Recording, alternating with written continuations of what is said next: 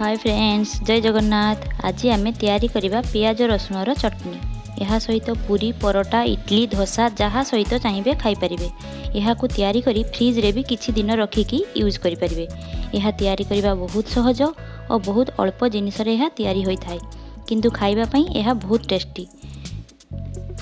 ताहले चलंतु देरी न करी स्टार्ट करनेबा। प्रथम मु गैस ऑन करी पैन बसई नहीं। एथिरे 2 टेबुल स्पून रिफाइन ऑयल देली। यह को गरम करी स्प्रेड करनेबा। एबे एथिरे पियाज को एमिति क्यूब साइज काटिकी रखिथिली, यह को मु पकई नेली। मु 2टी पियाज एठी नेइछि। यह को सॉफ्ट हेबा जाए मीडियम फ्लेम रे आमे भाजिबा। पियाज हमर भजा हो गलानी। एमिति पियाजर कलर चेंज होई आसिले एठी मु 2टी रसुणर मुंदा को चपा छोड़े की रखिथिली, ताकू पकई नेली। यह को 2 मिनिट भाजिबा। एबे एथिरे 4टी कंचा लंका को पकई नेली। एटा 2टी सुखिला लंका, ताकू मध्य पकई 2 मिनिट भाजिबा। जदि खट्टा खाइबा पसंद थाए ताहले एई चटनी रे लेंबू रस, आमचूर पाउडर बा तेंतुली यूज मध्य करि पारिबे। केते बेले यूज करिवे ताहा मु रसई हेला बथिरे कहि देबी।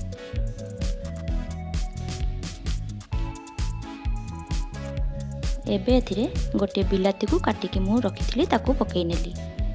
बिलाती टिके सॉफ्ट हेबा जाए यहा को आमे गोळौथिबा। एमिति मो रेसिपी भलो लागुथिले लाइक, शेयर और सब्सक्राइब निश्चय करंतु।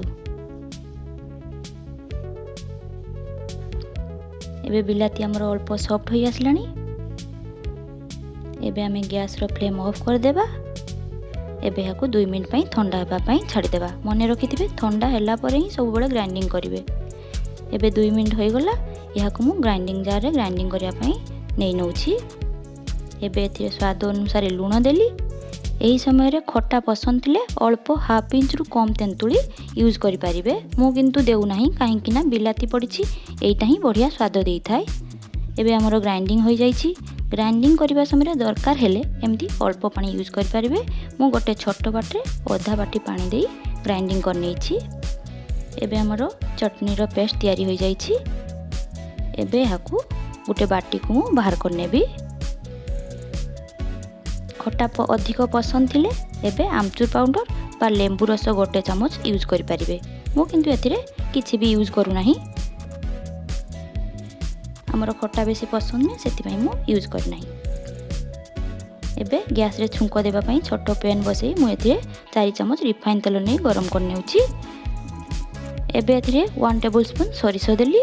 सरिसो फुटी आसले गोटिए गोटा सुखिला लंका देउछि और किछि भृसंग पत्र देली। 15 रु 18टी भृसंग पत्र। एइटा यहा को टिके कलर चेंज हेबा जाए फुटीबा पई छाडी देबा। एबे एथिरे हाफ टेबुल स्पून लंका गुंड देउछि। एइटा कलर पई देउछि। चटनी रो कलर बढ़िया आसी थाए लंका गुंड एबे यूज करले। एइटा लंका बेसी नुह। तेल पूरा गरम होई गले पूरा प्रोसेस हमें मीडियम फ्लेम रे ही करिबा। एबे गैस रो फ्लेम ऑफ करी ग्राइंडिंग कर रखिथिबा चटनी रे याकू पकई नेली। याकू भल से हमें एबे गोळेइबा। हमर चटनी पूरा रेडी होई गला। धन्यवाद।